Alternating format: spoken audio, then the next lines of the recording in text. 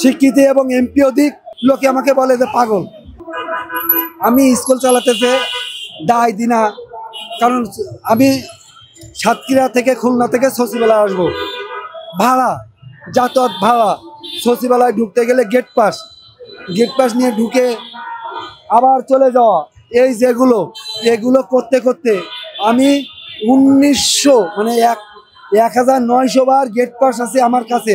আমি এটা হাইকোর্টে নিয়ে যাব বিধায় আমি জানি আমার সাথে সাবলুটো খেলা হচ্ছে, যে কারণে আমি এগুলো সব ডকুমেন্টসগুলো রেখে দিয়েছি। আমি সামাজিকভাবে হেয় প্রতিপন্ন বলতে কি, লোকে আমাকে বলে যে পাগল।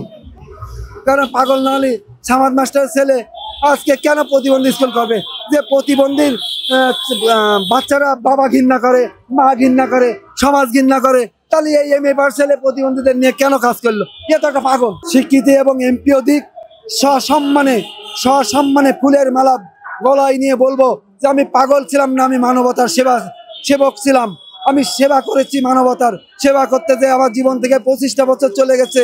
তোরা ফুলের মালা দিস আর না দিস, আজকে আমি খোদার কাছে আমি আজকে আমার সেবা তুলে রাখলাম।